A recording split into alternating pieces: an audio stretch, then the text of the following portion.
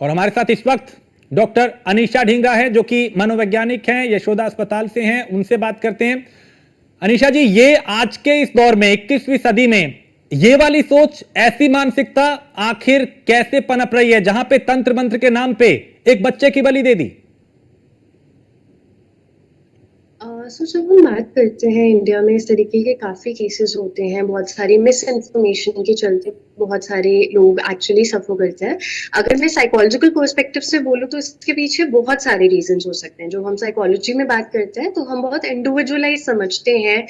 Patient जो person है उसकी पूरी पर्सनैलिटी समझी जाती है, चाइल्डहुड समझा जाता है, उसके पीछे के सेवरल सिचुएशन समझे जाते हैं and based on that situation हम कंक्लूजन पे पहुंच सकते हैं।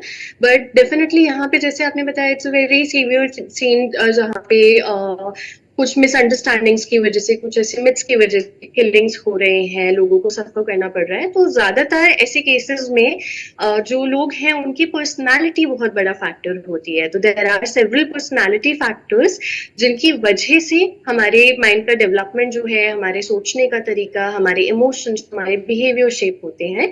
तो कुछ ऐसे पर्सनालिटी डिसऑर्डर्स हो सकते हैं जिसकी वजह से ऐसे सिचुएशन आ सकती है।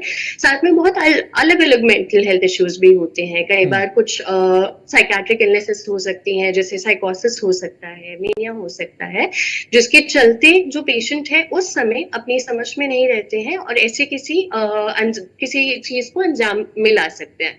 अपार्ट फ्रॉम दैट मीडिया का भी एक बहुत बड़ा रोल है। जैसे आजकल बहुत सारी मूवीज आ रहे हैं, बहुत सारी सीरीज आ रहे हैं जहाँ पे वायलेंस को बहुत प्रमोट किया जा रहा है, directly indirectly if not promote, काफी उसे एक्सेप्टेबल बनाया जा रहा है, उसके बेसिस पे हम व्यूज गेन कर रहे हैं।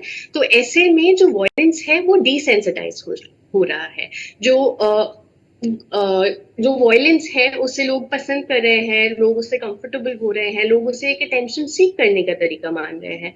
तो it can be that also, but again saying about this, जब भी हम साइकोलॉजी की बात करते हैं इट इज वेरी इंपॉर्टेंट कि हम उस पर्सन को इंडिविजुअली समझें, उनका डिटेल असेसमेंट करें and based on that he हम समझ सकते हैं कि ऐसा क्यों हुआ। क्योंकि अनिशा जी, कहा यह जा रहा है कि इसके जो स्कूल का संचालक है, उसका पिता तंत्र मंत्र करते थे, काला जादू करते थे, तांत्रिक विद्या थी। और यहाँ पे ये चीज खुल के आ गई कि भाई वो चाहता था स्कूल की तरक्की हो, इसलिए इस मासूम की बलि दे दी। तो ये मानसिकता आज के वक्त में भी, जबकि हम चांद पे पहुंच रहे हैं, अंतरिक्ष में उड़ान भर रहे हैं, क्या क्या कामयाबियां, उस दौर में भी ऐसी मानसिकता? राइट, आई अंडरस्टैंड कि इंडिया में मिस इन्फॉर्मेशन काफी ज्यादा है। सो मिस इन्फॉर्मेशन के चलते, कुछ मिथ्स के चलते हम कुछ ऐसे बिहेवियर चूज कर सकते हैं जो कि सोशली एक्सेप्टेबल नहीं है, जो दूसरे लोगों को भी हार्म करते हैं। सो एक तो मिस इन्फॉर्मेशन एंड स्टिग्मा बहुत ज्यादा है, लोग बात नहीं करते हैं चीजों के बारे में। इवन अगर मैं मेंटल हेल्थ की भी बात करूं, अगर किसी पर्सन की ऐसी मानसिकता भी है तो उसके बारे में बात करने के लिए लोग नहीं है। अगर है तो अवेयरनेस नहीं है, जिसकी वजह से एक सही डिस्कशन नहीं हो रहे हैं। सो मिस इन्फॉर्मेशन, स्टिग्मा ऐसी चीजें हैं जिसकी वजह से ऐसी चीजें आज भी चल रही हैं। And therefore it is very important कि हम मेंटल हेल्थ के बारे में, इन मिस इन्फॉर्मेशन के बारे में जितना ज्यादा बात करें, जितना ज्यादा लोगों को अवेयर करवाएं, उतना ये चीजें अवॉइड हो सकती हैं।